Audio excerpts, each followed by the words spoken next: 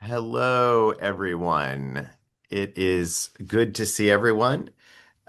Greetings from South Bend, where we have a wintry mix of sleet, snow, and rain at the moment. I hope wherever you are someplace with a hot beverage if you're in the Northern Hemisphere, or a cool beverage in the Southern Hemisphere. I'm looking forward to our time together. You will remember earlier in the year that we asked the division to give us feedback about what sorts of sessions people would like in the global town halls. We are constantly evolving the format in response to your needs and our community's desire to learn more about our work, each other's work.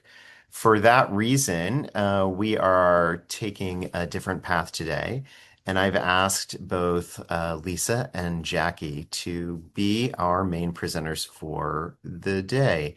I asked the two of them to be in conversation with one another about their work for two reasons. One is that each person on their own, each of these leaders has a terrific portfolio of really interesting work that stands alone in and of itself.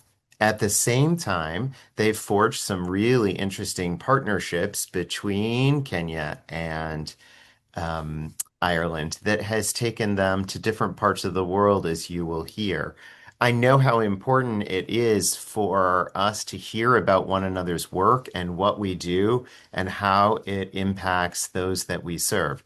I think Lisa and Jackie are both excellent models of this kind of servant leadership and are very committed to the work that they do.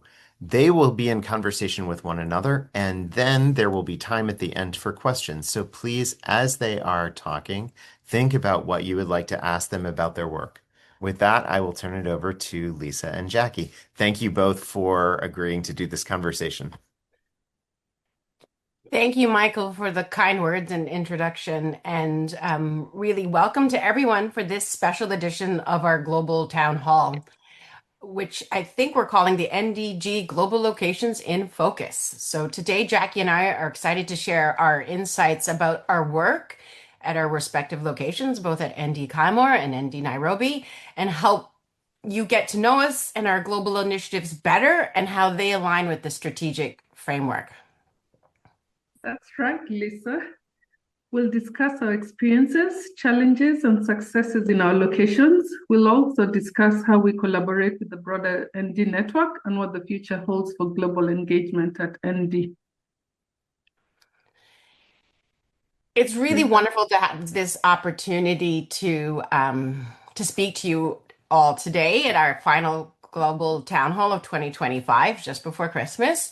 I suppose in my role at Kylemore, I have the privilege of advancing Notre Dame's global mission in the west of Ireland, working at the intersection of education, research, and community engagement with our partners in situ that make us really unique in that we have partners on the ground with the Benedictine community, and they are a community of 15 nuns that live according to the rule of Saint Benedict. And so today I'm excited to share some of the highlights that we've had in the past year and discuss some of the ways that Jackie and I have been able to collaborate over the last few years. And together we will show you how Kylemore and Nairobi connect. So Jackie, good to see you. Thanks, Lisa. It's great to be here with everyone at NDG, and I'm also looking forward to this last session of the Global Town Hall. In my role as Notre Dame's director, Notre Dame Nairobi's director, I work to advance research collaborations across universities and research institutions across the African continent. I also work to promote global education through student learning opportunities for undergrads and graduate ND students. I also work to serve the communities of the Holy Cross and other community partners beyond in the sub-Saharan Africa region. It's important to note two facts. First, Africa is the continent with the fastest growing youth population globally. And second, it has the fastest growing Catholic population in the world by percentage growth. The Vatican estimates that between 2022 and 2023, the number of Catholics in Africa increased by 3.31%. And this has implications for Notre Dame's mission, which is to be the leading global Catholic research university. I'm excited to share that the work that we're doing in Notre Dame, Nairobi, is being done to create impact and solve the most pressing challenges of the African continent. These include food security, entrepreneurship, maternal and mental health, and artificial intelligence. This we're doing in close collaboration with partners such as Strathmore University, as well as a constellation of other university partners across the African continent. We're also leveraging new initiatives with Lisa in Ireland. Back to you, Lisa. Yeah, so I guess what we hope to share with you today is a sort of roadmap for transformative collaboration using the work we are executing in Kenya and Kayamor. And let's start with when I suppose Jackie first came to visit in June of 2022. And what unfolded during her visit was really interesting in how it demonstrated how a physical presence in a different country and a shared experience can lead to this sort of intentional relationship building. And then it also catalyzed partnerships to transcend the geographic boundaries that we sometimes encounter working in our sort of silos in the countries that we are sometimes. And so together, Jackie and I attended the 7th Africa Ireland Economic Forum in Dublin in 2022. And this conference consisted of a moderated panel discussions that took a detailed look at topics including regional trade, green growth in agriculture, food, and energy sectors, as well as looking at women's economic empowerment and how technology, innovation, and entrepreneurship are being leveraged for Africa's growth.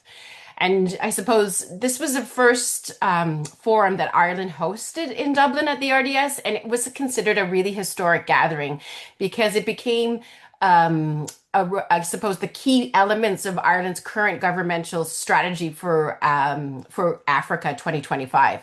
And what you see in this strategy report for Africa 2025 is where the Irish government aims to bring businesses and political leaders together with both public and private sector stakeholders from across Ireland and the continent of Africa. And for us, that forum served as a microcosm of possibility, to be quite honest with you. It was a space where educators, government ministers and business leaders from both countries engaged in a substantive dialogue about shared challenges and collaborative solutions. We even got to meet the president of the African Development Bank, as well as Irish NGOs working on development initiatives in Africa, and other government representatives from both our countries that were committed to strengthening these bilateral relations.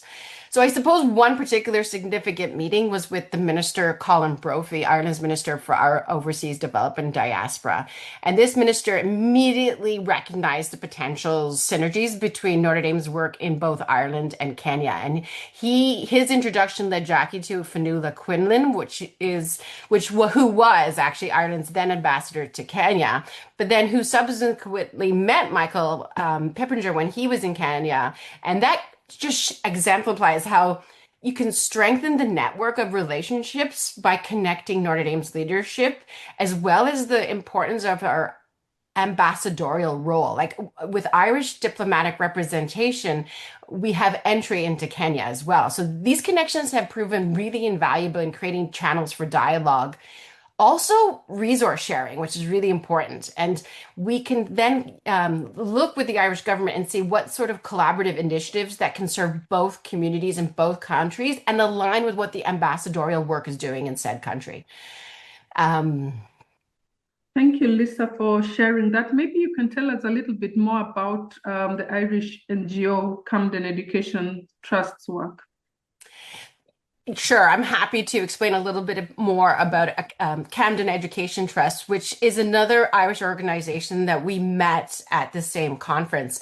And what this Camden Trust organization exemplifies is an educational partnership that has helped both Jackie and myself expand our efforts from Galway to Kenya and further afield. So meeting someone who, like Bernard Kirk, who runs the Camden Trust, he is an Irish NGO that was founded here in Galway, and he was a former educator here in Ireland.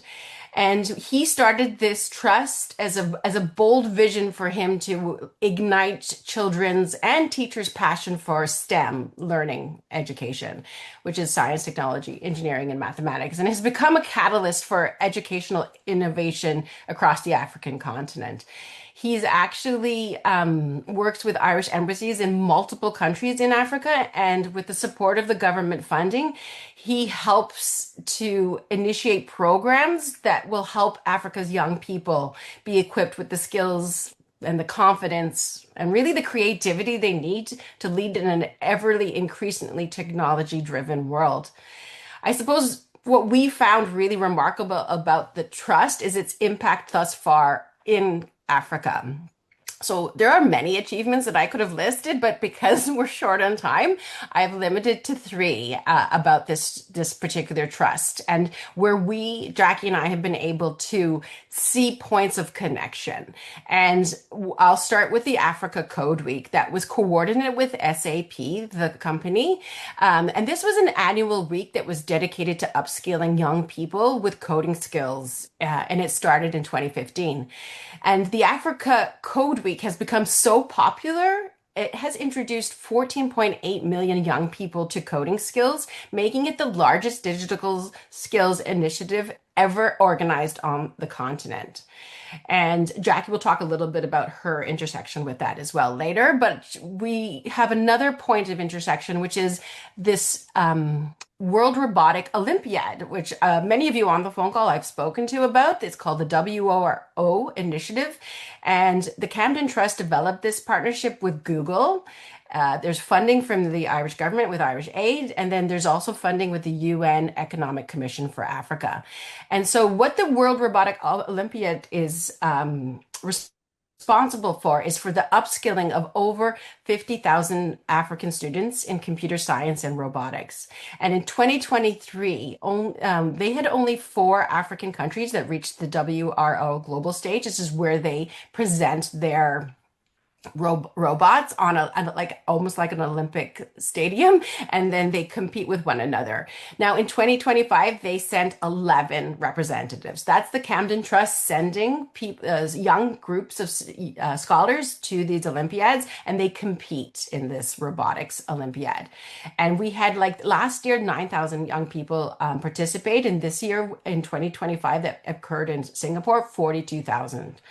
And lastly, the third part is the Women's Empowerment Program that was launched in 2019. And this is the Camden Trust really leaning into formating young women leaders, especially in technology across Africa. So this is trying to help women have access to the coding opportunities and teaching the teachers and training the teachers to teach as well. So I think what makes Camden Trust particularly inspiring, especially for both Jackie and I, is that it's a commitment to inclusive education.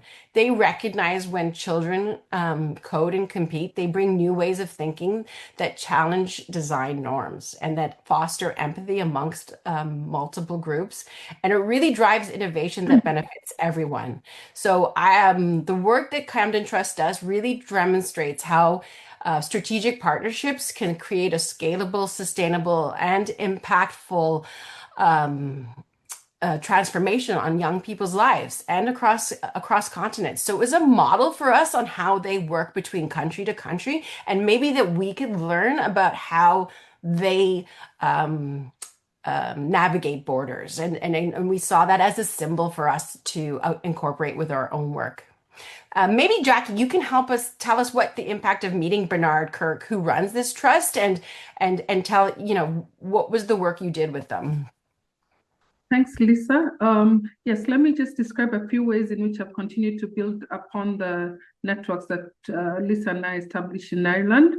So after meeting Bernard Kirk in Ireland in 2022, we had an initial introductory conversation, and then he went on to invite me as a virtual guest speaker on the Women's Empowerment series. So this is a virtual program, like Lisa said, that brings together young female students for over 6 weeks to innovate and introduce a technology solution to solving a challenge within the context using technology.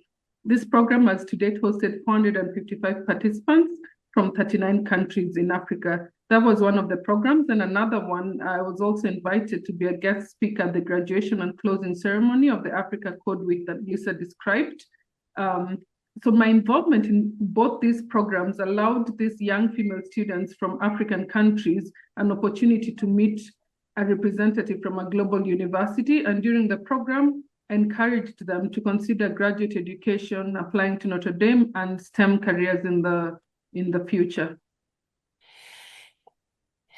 I also will say that having spoken to Bernard Kirk, what having Jackie's presence on this women empowerment program really elevated it in such a way to have someone of Jackie's caliber and having the research experience and being of the University of Notre Dame.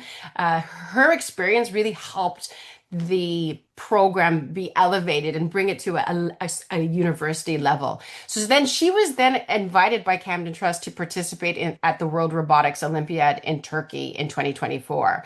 And Jackie, why don't you speak about that experience? Like, what was it like to be at the World Olympiad in Turkey, and how do you think it fits with what we're trying to do in our own strategic framework? Thanks, Lisa. So after that, I was privileged to be invited, as has been said, to the WRO final competition as an observer. It was held in Izmir, Turkey in November of 2024.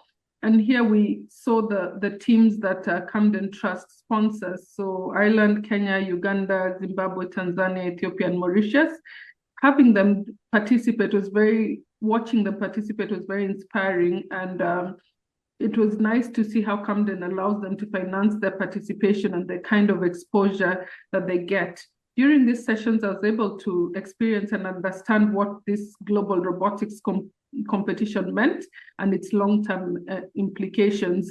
And I was also able to see how the skills were, how these African students shared their robotic skills and the impact on their participation, on their ability to look at STEM careers at university. So as a follow-up, Lisa and I, during a visit to Notre Dame early in the year, worked to identify faculty from the Lucy Family Institute for Data and Society and the Department of Computer Science and Engineering with Professor Nitesh.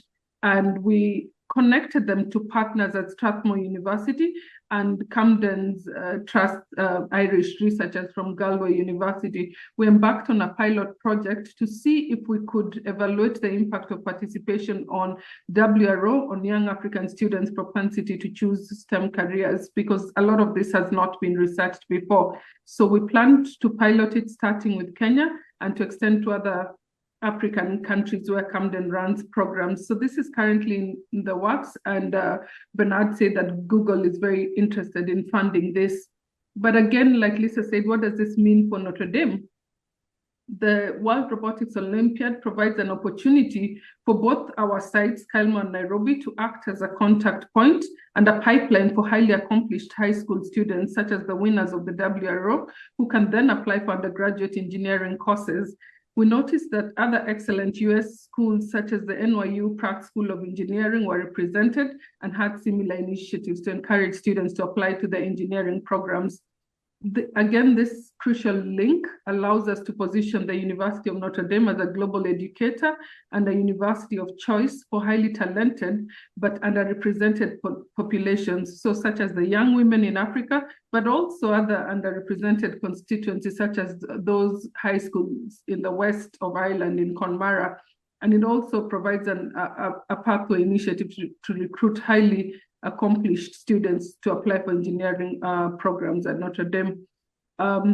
Lisa, maybe you can tell us about now your visit to Kenya and how it helped shape your journey for furthering Notre Dame's work and global presence. So in December of 2023, I answered the call, and I had the privilege of traveling with my fellow colleagues from the ND Global to Kenya, a journey that really deepened my understanding of Notre Dame's work in East Africa and the good work that you do there. One of the most significant connections I think I made was at Strathmore University's Business School and with the Executive Dean, Caesar Mwangi. It struck me how Strathmore is really one of East Africa's leading universities, and it's known for its commitments to the academic excellence, as well as its ethical leadership programs that are rooted in the Catholic tradition. So we explored opportunities for Strathmore faculty and executives to visit Ireland and the potential of a bilocated or jointly taught executive program that could benefit potentially both institutions. So the first stage of that was having these sort of conversations and how we can represent the kind of university to university collaboration that strengthens Notre Dame's academic engagement in Kenya, while also creating pathways for Irish and Kenyan scholars to learn from each other's context. My second visit then was that we went to was the formidable Brother Andre Hospital, where we connected with the healthcare administrators of that hospital. Father Bob Dowd was with us, and we learned intimately how he had worked to form through the Family Forward program and at the Kellogg Institute this hospital and this sort of ecosystem that exists there in Dondora. This hospital serves vulnerable populations in Kenya, providing quality healthcare with a spirit of compassion and dignity, which is just simply inspiring, especially that it's located to one of the biggest slums in Nairobi. The Irish like to find connections. This is something of an attribute that we have, and I soon learned that the Irish advisor who served on the board of the hospital was a gentleman named Joseph Vaughan. So it truly marked my card how the Irish are everywhere, and that Joseph actually served on the board and is well known here in circles in Dublin and in the West. So what this visit reinforced for me was the importance of the university's global engagement strategy and how it opens possibilities for future collaboration in impactful areas such as the community health research. Another personal highlight for me was the visit to the Holy Cross Formation House in Karen, Nairobi, which provided an opportunity to connect with the seminarians from the Congregation of Holy Cross and witness just how far they come and how much they prepare in the lives of service and education. The pastoral ministry and the community development was really deeply moving for me. We had a beautiful mass celebrated with Father Bob, and we just got a sense. For me, to experience the Holy Cross mission in Africa was personally extremely moving and it deepened my appreciation for the global reach of this congregation that founded Notre Dame and continues to animate its mission. These connections strengthen our institutional identity, I think, and create opportunities for further collaboration rooted in the Holy Cross shared mission and values. One last highlight I will mention was the visit to the Institute for Economic Affairs, which is Kenya's leading think tank focused on economic policy research and public education. The IEA works to promote sound economic policies through research, advocacy, and public dialogue. Our conversations there explored potential collaborations between Notre Dame researchers and Kenyan policy experts, particularly around the questions of economic development, social inequality, and sustainable growth. The IEA connection creates opportunities for Notre Dame students to engage with research research real-world policy changes in East Africa, while also bringing Notre Dame's research capacity to bear on questions critical to Kenyans' development strategy. And I have to say that Jackie's wonderfully deep connections with such a think tank, you could see that there is trust with such institutions that allow our students to be exposed to the exceptional work that is being done in Kenya and the amazing impact that this think tank has, because these reports that they're generating and our students are exposed to is actually being implemented on government policies in Kenya. So I just saw that as another wonderful opportunity that our students have in this very impactful global experience. I guess, Jackie, I should talk a bit about the Strathmore Business School, continue to talk about that. Yeah, you can go ahead. To date, Strathmore has identified 3 female women now who've come over to partner with us at our executive program. And the picture I have is 2 of the most recent ones that were with us. But they not only attend the program that we have last October, they are also assessing it and seeing what parts of the program that we have and what modules that we teach in our executive leadership program at Keimer that they can perhaps take back and bring to their own executive programming. So there's interest in seeing what our business school had executed and seeing what they can take there. We also in October had the honor of hosting the Dean of Strathmore's Engineering School in Galway, where we organized a reception with key university partners at the Portershed Startup Hub in the city of Galway. This event introduced the guests from Strathmore to the university's academic leaders, also local entrepreneurs and innovators, providing an opportunity to present Ireland's vibrant technology and innovation ecosystem in the west of Ireland. So I see a lot of my responsibility is to also showcase where the west of Ireland has its strengths. And so when universities like Strathmore come, it's really important to find that connection and to showcase, I think, the Irish strengths that we have. And in the west of Ireland, this Portership is a really great foundation in which to do so. Then what we learned from from Julius's Botami's presentation was that it was actually a local Irishman from Galway that was one of the key founders of Strathmore University. So Father Francis O'Byrne was himself a graduate of the University of Galway's programming in engineering in 1955, and then he moved to Kenya and was one of the three founders for the Strathmore University. So again, Irish connection, seeing that connection, and just I think it adds a powerful dimension to what our current collaboration can mean, right? It's a reminder that today's partnerships are often built upon relationships and exchanges that can span generations. Enough about me now, Jackie. Maybe tell us more about the networks that have expanded on your side. Thank you, Lisa.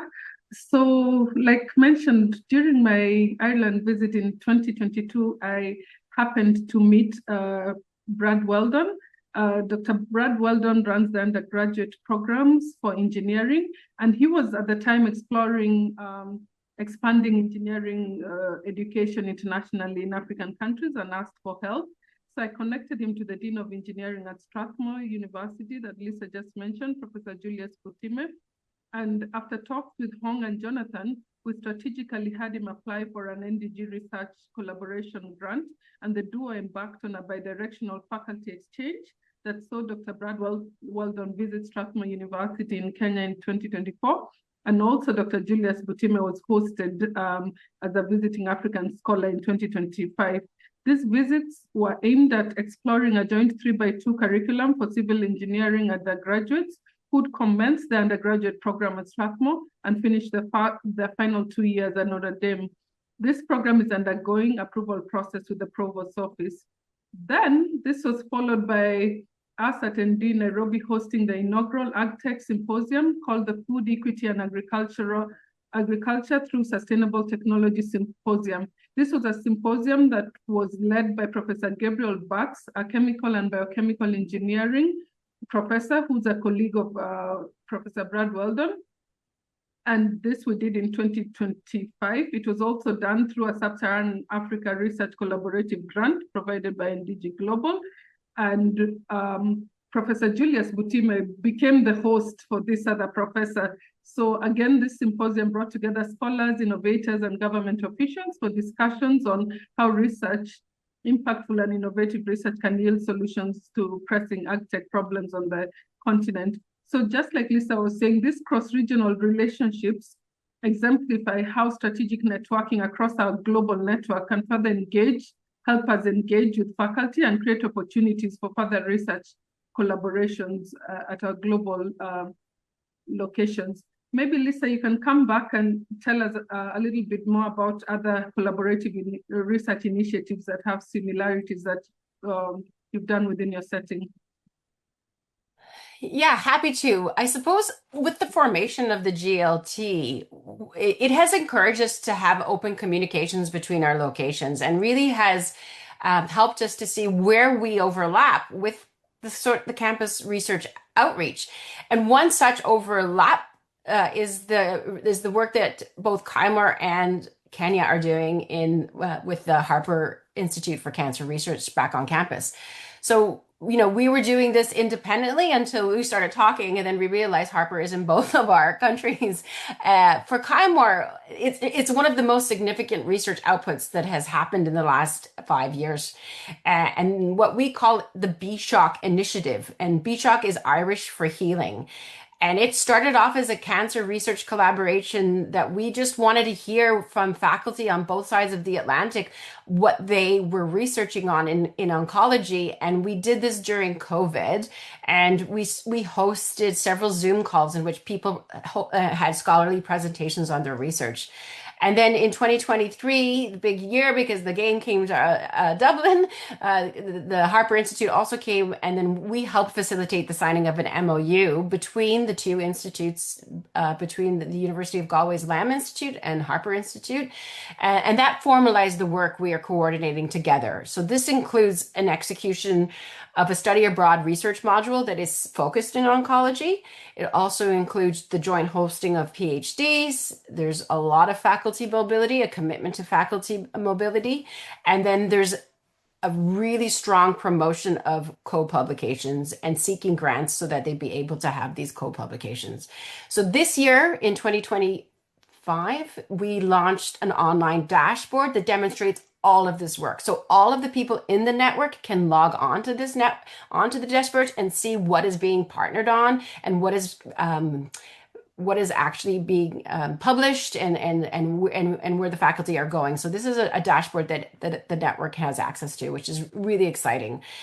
The other example of these sort of intentional relationships is just how our faculty are rewarded with them, and it's not just one-sided. So Professor Sharon Stack was appointed to the Scientific Advisory Board of the University of Galway's Cancer Centre, and this year they obtained the European equivalent of an NCI designation. This work, again, exemplifies Notre Dame's commitment to research that serves the common good and directly addressing Ireland's health challenges in the west of Ireland, which is skin and breast cancers that tend to be the more prominent ones in Ireland. And so what the relationship is giving us is a sustained research focus on all levels, right? It's the undergraduate level, it's the graduate level, and then this in turn helps us with the faculty collaborations. So Jackie, why don't you talk about what's also happening with Harper for you? Thank you, Lisa. So similar to your BSHAC initiative, we started Harper Cancer Research Institute approached us to help establish a similar research initiative. And this time we worked between the Jaramogi Odinga Oginga Teaching and Referral Hospital, I'll call it JOTRH, in Kisumu. And this is a level 6 comprehensive cancer center with diagnostic, treatment, and supportive care services. So Andy Barlock came in late 2024, and we engaged with him throughout the year in a process that led to an MOU signing, together with the researchers from the Institute for Global Health. And the research was focused on assessing the burden of breast and cervical cancer in Western Kenya. And as a follow-up to the collaboration early this year, Dr. Fiona Daji, the chief oncologist at JOTRH, also met with Professor Sharon Stack during the annual Harper Cancer Research Institute at Notre Dame to strengthen research collaboration and put together a proposal and monitor the progress on the research. I know our time is limited. So Jackie, what are some of the highlights of your 2025 year? Thanks, Lisa. Yeah, we've also been working on the local partnerships with the Arts Initiative, which is one of the university's new strategic initiatives. We met with the faculty in the history department, and they're interested in working on a smart cities initiative to put together a living arts history museum in Kisumu City in Western Kenya in 2026. They propose an arts project that will have a three-pronged approach. First, they'll have immersive digital documentation. So they'll have VR-friendly, high-resolution captures of landscapes, people, attires, and customs. Then secondly, they intend to have public artworks along the promenade. So Kisumu is along Lake Victoria, a lake that encompasses Kenya, Uganda, and Tanzania. And local artists will create physical and interactive installations inspired by oral histories and local aesthetics. And third and last, they'll do archival development. So they'll collect and preserve historical materials for archiving in a multi-purpose building consisting of an archive, museum, and library. And they're doing this in partnership with the county government of Kisumu. So the project aims for a digital archive, target of 200 songs, 450 poems, 300 oral narratives that are documented, translated, and made accessible with community engagement, focus on mapping and stakeholder engagement across Kenya, Uganda, and Tanzania.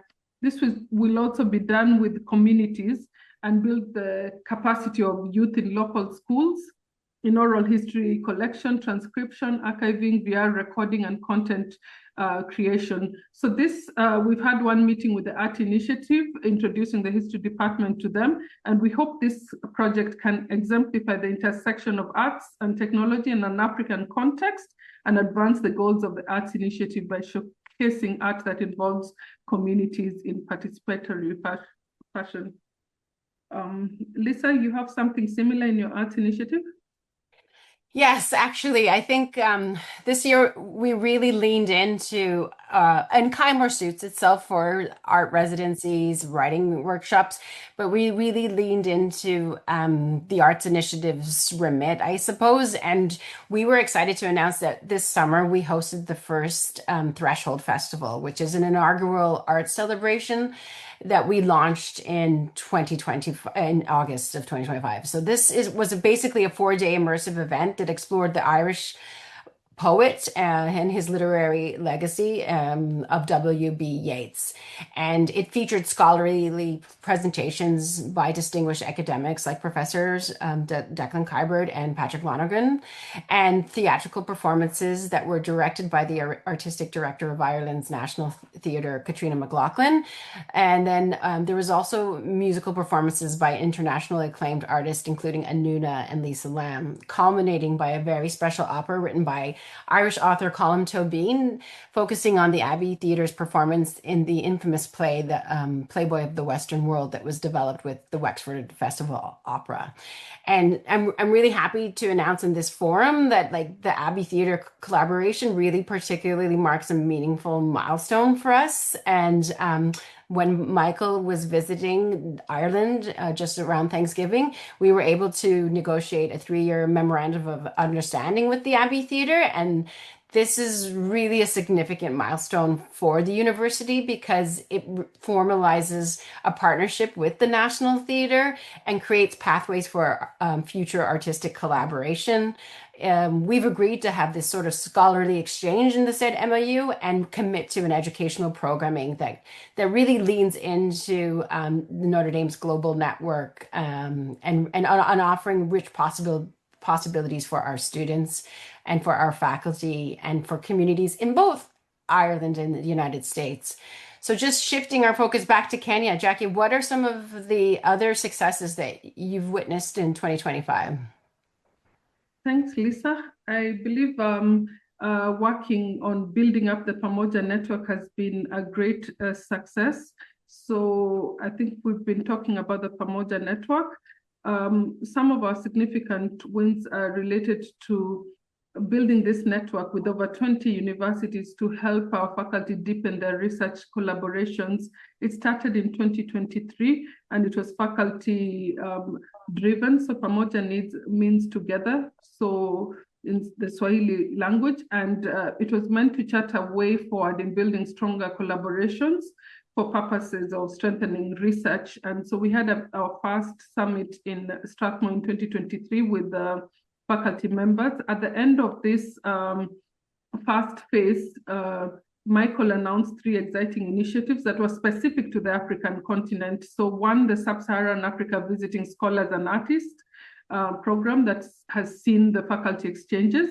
And 2, there was an iSure program for 20 African universities that we worked closely with Holmes team, so Renato and team with the global engagement programs helped us host African students for the first time in Aishua. And lastly, a second Pamoja Network Summit that was held in that is going to be held in Nairobi in 2026, next year.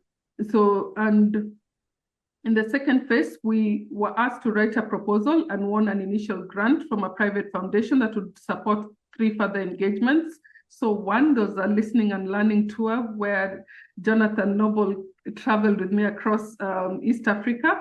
And then Michael traveled with me in West Africa to understand how do you build a value-based research collaborative network. So we went to a total of, I think, about 8 countries in a span of 2 months in the summer. And then lastly, we did a summit planning meeting in Kigali in May 26th that brought together a small planning committee that would guide the summit's planning in a collaborative manner. And then we'll have the second Pamoja Summit in Nairobi in the summer of 2026 to mainly sign MOUs that can facilitate our ND faculty to conduct collaborative research on the African continent in an equitable way.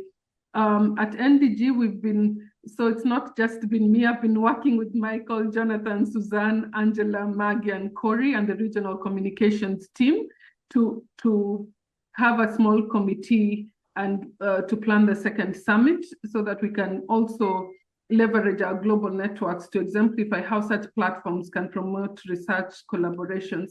I think in the interest of time, we'll stop there and hand it back to Lisa. Yeah, I think we try to fit 10 pounds in a 5-pound bag, but we're going to ask if anyone would like to, do we have time, Corey, for questions? Or if anyone would like to ask us any questions, we have more we can talk about, but we've run out of time. Questions from the team around the world for Lisa and Jackie. So I'll ask a question. Lisa and Jackie, obviously you two just highlighted a ton of amazing work you're both doing. What are maybe 2 or 3 takeaways that each of you have that you would want all of us to take away from this meeting about the work you're doing? Wow. I suppose for me, Jackie, if you don't mind me just to say, like, it's really meaningful to be working in the west of Ireland and the community output that we have, like just our commitment to in rural Ireland and the impact that we have. It's, Connemara faces challenges that are common to rural communities worldwide. There's this economic sustainability, there's youth migration, there's this need for cultural preservation. And what we're able to do in the West is, and engage with our students and faculty, is put them in touch with local organizations and social enterprises that really help us move the dial on some community initiatives. And which I just didn't have the time to talk about all of the great work that we're doing in the West, but we can really bring fresh perspectives and resources while our students learn about grassroots like social innovation. So this reciprocal relationship really embodies, I think, our university's commitment to the common good and really creates a model for how universities can partner with rural communities. And we have such a huge impact on a community that is really can be struggling. So for us at Kyle, I think one of the key takeaways is just to see that the university planting its flag here 10 years ago, and next year will be the 10-year anniversary, has really had a huge amount of impact, not only economically and socially, but I think just from a symbolic and sort of rural and bringing up, like raising the tide for the people out west has been really important. Jackie, what about you? Thank you, Corey, for your question. I think similar to Lisa, there's a lot of opportunity on the African continent for research. A lot of the research questions here have not been answered. So our faculty have an opportunity to do research. But as we traveled across West Africa with both Jonathan and Michael, we realized people just don't want to do research without providing value to communities. And universities on the continent have figured how to tie research to benefit communities. So what is it that Western universities can learn that research can be done to provide value to the community? So if we leverage upon that, and with our mission as the premier Catholic research university, we can take that opportunity to help our faculty gain these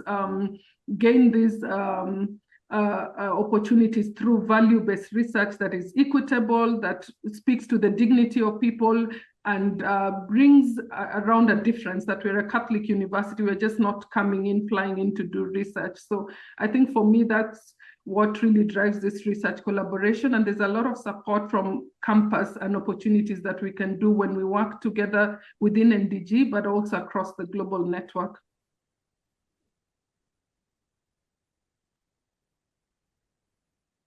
Thank you. Any other questions? Yes, Sylvia, thank you. Thank you, Lisa and Jackie. This was very interesting. Of course, I think each one of us maybe does work in a different way, and so it's very refreshing and, as I said, interesting perspective to have on yours.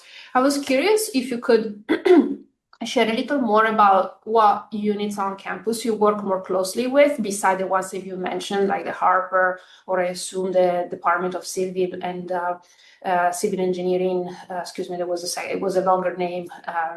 It would be, I think, for me, interesting also to kind of map what units on campus have interest in both of your locations. Thank you. I can go first, Jackie, if that's okay with you. So for us, the obvious one that I probably didn't mention is the Institute for Irish Studies. So that's another institute that has a very keen interest in what we're doing, and also directly tied it into the festival that I mentioned. They have a very cultural Irish identity. There's also the Nanovic Institute that has a countrywide interest, not only in Dublin, but in the west of Ireland as well. So the Nanovic Institute. There's also the Centre for Social Concerns. They have an embedded program in the west of Ireland in which we have 4 students that come every summer and are embedded in the west of Ireland. So 3 off the top of my head are really key partners back on campus that have a vested interest in Kymore. But that being said, the college, like the Mendoza School, there's interest across all of the colleges that to come and do work, and so I've had to be quite, I guess, intentional in who is the right partner for us when we talk about work out west. Thank you, Lisa. Thank you, Sylvia, for our question. I think for us, the demand comes a lot from the faculty when they see opportunities. So of late, I've had interest from the Lucy Family Data Institute for Data and Society. They want to do AI for healthcare, and I have hosted their researchers. They've also asked us to send their abstracts to our network of universities, and we had participation of African scholars at their conference, which I stayed behind to see through. Then the EC Institute, of course, is the one that helped introduce Harper into the work, because Bernard Nallen had worked in the west of Kenya for a long while. So these are related to ongoing work. And then the Kiosk School, also, when they are well organized, have benefited from working with policy think tanks, but they come occasionally when they have graduate student teams, but they've not leveraged as much as they should. Like, they come in, but they're not well organized to take advantage of the opportunities. Then there are smaller groups from education, like the Center for the Development of the Whole Child has done work with KCCB, CRS in the Catholic space, and also Let Mendoza is doing work in Uganda specifically. So it's very faculty driven and driven from the schools specifically, that there's something that we're doing, we need your help to advance this. I want to be mindful of time. There's one more question, Lisa, directed to you from Jing Yu about detailing the collaboration with the Abbey Theater. Do you want to say a little bit more, very briefly, about how they came out west, the sort of logistics of having them there for the festival earlier in the summer? Yeah, so it's the National Theater is, I guess, a really symbolic partnership for us. And so They we worked with writers that contribute to the playwriting. They're actually playwriters, and they actually teach on our creative writing program. So that was my entree into the Abbey Theatre. One of the most renowned playwrights of the modern Irish era at the moment happens to be adjunct faculty teaching on our creative writing, and her name is Marina Carr. And it just so happens that the artistic director of the Abbey Theatre is a huge fan of hers, and it has produced many multiple plays of Marina's onto the Abbey Theatre. And so we invited the artistic director and the executive director, Mark O'Brien, to come and give us a guest lecture to our students. And this has been over a period of 3 to 5 years, to be quite honest with you, Jing Yu. So thanks for the question. But yeah, it was this sort of entree with the playwrights and the writers. And then we got introduced into the theater. And then Michael actually came with the Glynn Family's honors program and then brought the students to it. And so us bringing the students to the theater and showing our support to the Abbey Theater had just opened up multiple layers of opportunities and conversations. And then there's a trust that I think that's built. And that's where we developed this MOU. And the hope is to have a sustained, more than just one way of working with the Abbey, which we had been in the past for multiple years with the internship. But this brings us on another level with engaging in production design, the writers, and on a very high level with the Abbey Theatre. So it is a huge monumental event, and really glad that Michael was with us in Thanksgiving and we got it across the line. Thank you for the question, Jingyu. Lisa, thank you for the explanation. Lisa and Jackie, thank you for the fantastic conversation.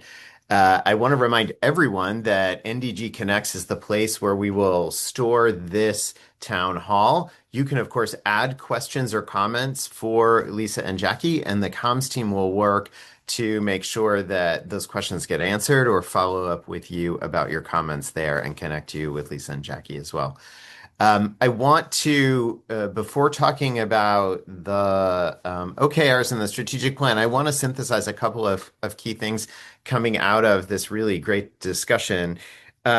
First, on this last point about the Abbey Theater, I will say that I have as a goal for the university that we build upon this relationship to the point that when we have the Biennial Arts Festival in 2027 here, my goal would ideally be to have the Abbey Theater do a production as part of that festival. And I'm working with Deepak and with Michael Schreffler, who's leading the arts initiative, to try and make that come to pass. There are a lot of things that need to happen between now and then, but I have every confidence that we can do that working together across all of the units of the university. And it comes out of that smaller work, but equally important and intentional individualized work that Lisa and her team have been doing with students and faculty as it relates to the Abbey. I say this as an entree into two things that Aaron and Lizette said in the chat. Aaron made a really great point, which is one that I want to underscore for everyone. She said it's really great to hear about some of these programs that she's read about in our international students or international visitors, faculty members coming, because it gives texture and flavor to that work, and it changes how she sees the students and how she understands what they're coming here to do. I'm extrapolating that, Aaron, from what you said, but it's a really important comment because one of the things that I hope everyone in the division gets out of this conversation is, yes, Lisa and Jackie are doing phenomenal work. They are excellent leaders in their respective spheres, and they have broadened out their work in regional ways that are very important. They have also broadened out their work in continental ways, and that's very important. But I want everyone to also realize the opportunity that their conversation presents in that there is something here for everyone. By that, I mean, if you're advising a study abroad student, now you have some additional information about what's going on in either Nairobi or in Galway and in the West that might change how you advise. If you're an international student and scholar advisor, Maybe you're learning something about your international students, and you also can then connect them up to different kinds of opportunities within the global network. Maybe you're somebody on Jonathan's team working with research and faculty research, and you realize that a conversation you had with a faculty member um, and they're looking for an opportunity to be plugged into the global network. You've heard something today that means you can direct somebody who hasn't previously been engaged in either Ireland or Africa to be involved in one of these places. If you're in the global network, maybe one of the things you hear is that you can think about how you can leverage your own strategic partnerships with a museum or a cultural institution or a particular university or a department chair or a dean at a partner organization and leverage that in the same kinds of ways or in different kinds of ways than you've heard this morning.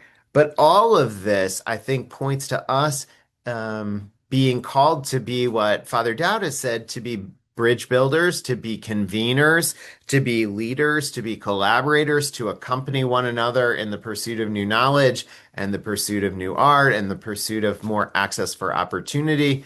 That's what we're called to do. And that's what this conversation, I think, has been all about. So I really appreciate what you shared. And I hope people will continue to talk with Lisa and Jackie and their teams, but we'll also talk with one another about how you can create similar kind of partnerships so that a year from now or 6 months from now, in focus, there will be a different set of partners here talking within the division about their work. Okay. I want to now go very quickly to two last slides. We have 4 minutes. I will go incredibly quickly.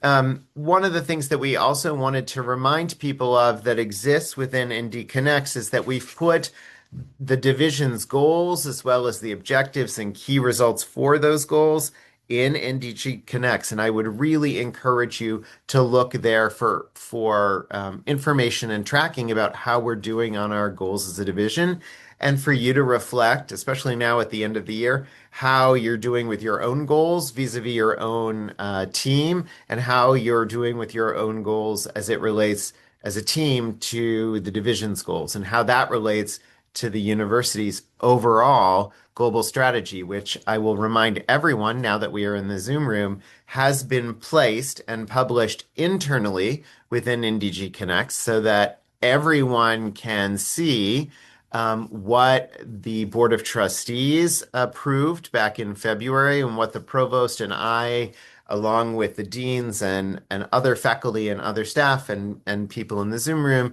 have come together to create that global strategy. All of these things are in NDG Connects. Please be sure to look at them.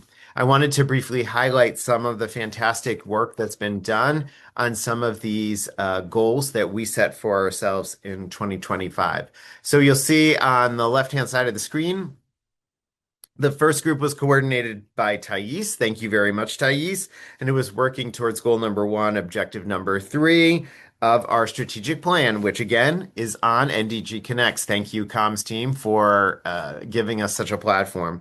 But the goal of that, to remind people, was to create a top 15 global outreach priority list of countries considering undergraduate admissions goals, and to think about our global presence and our connections and the academic rigor of academic systems around the world to identify how NDG could support international admissions at all levels. The second group, coordinated by Diraj, is listed there as well. In terms of that, he and that team you'll see the names there, we're working on Goal 2, Objective 2, exploring the use and development of 2 tools that can be used to track published global research for Notre Dame. I just want to ask Thais, Jonathan, Leah, Diraj, very briefly, do you have anything to say about this work in one sentence? Only one for each of you. Thais. It's a wonderful work. And I really had the pleasure to work with my team and to work with undergraduate division. We learned a lot, and even with the Alumni Association. So I think it was one of example, sorry, it's one sentence. That's okay. It's one example of you can finish that sentence, and I won't quiz Jonathan, Leah, or Daraj since we're almost out of time, but finish that sentence. No, I think, it's an example that how important is that we work with, other departments and divisions of Notre Dame because we know each other better and we work better. And so it's really wonderful. Thank you. I want to say thank you for that, Thais, and for the answering the cold call. For all of the people who were leading these key result groups, as well as Diane, if you go to the next slide, um, this is a heavy lift for people.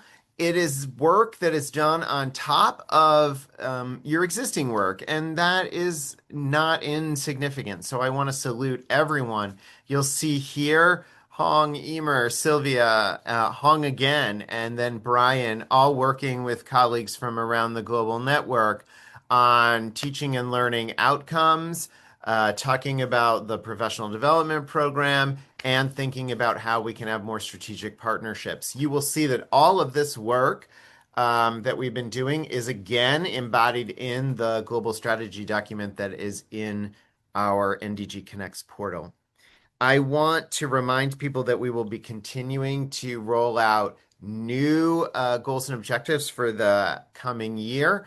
You'll see those in NDG Connects at the beginning of 2026. We'll also continue to celebrate those goals that we finish and the key results that we meet, even as we move to create new ones. So it's always a chance to look on the portal, see what we're doing. Remember to thank your colleagues for their work. Remember to congratulate them. Remember to ask questions, just like we saw Jackie and Lisa ask today. Any way that you want to get involved, no matter where you are in the global network or what your roles and responsibilities are, there is a place for you in this work. And I think all of us have to be working together in good partnership and in solidarity with one another to achieve these goals. I want to finally say, most importantly, at this point in time, I wish everyone a very happy holidays, whether you're celebrating Christmas or Hanukkah, you're celebrating the New Year, you're celebrating Kwanzaa, you're celebrating something that I haven't mentioned. This is a festive period. Let us take the time to reflect, to spend time with one another and our friends and our families, and just be thankful for what we have and to look forward to next year with a brighter future. In the meantime, thank you for the work you've done this semester and this entire year. It has been challenging. It has been rewarding. It has been something else. And I just want everyone to know how much I appreciate your work on behalf of the University of Notre Dame. So when you take the vacation and you take the break and you take this time during the holidays, please recharge and rejuvenate yourselves. Be well, have a great rest of the semester and a great holiday season. Merry Christmas, everyone. Be well.